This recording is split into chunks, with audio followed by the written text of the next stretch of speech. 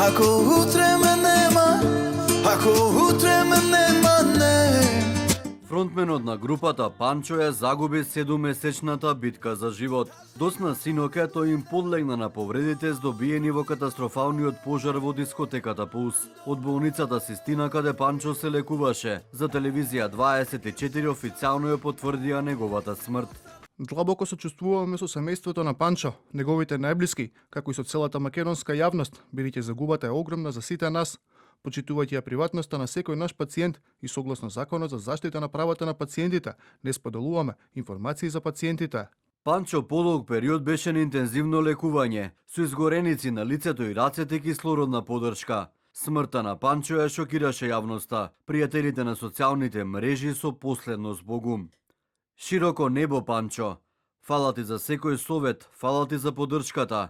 Што и да кажам, сега малку е, беа дел од пораките. Родителите на загинатите во Кочани изразија сочувство за загубата на Панчо, барајќи правда за секој живот проголтан од дискотеката Пулс. Како родители кои ја почувствувавме најголемата болка од губењето на нашите деца, ја знаеме бездната на тага што останува зад себе. Вашата болка е наша болка, вашата загуба е наша загуба. Ги чувствуваме секоја солза, секој нем збор, секој празен момент што го остава оваа трагедија. Ова не е само број, ова е живот одземен, живот што носеше радост и надеж.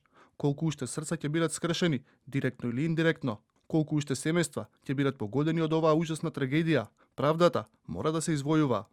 Дискотеката на смртта по 7 месеци од кобната ноќ ја зеде 63-та жртва, а ДНК го загуби 9-тиот член на групата. Постапката против него, покрената до обвинителството, беше ставена во мирување. Се сомнечеше дека ги внел пиротехничките средства во дискотеката.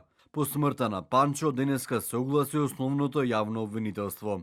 Јавното обвинителство ќе издаде наредба за обдукција на лицето за кое постапката беше прекината, токму поради неговата здравствена состојба.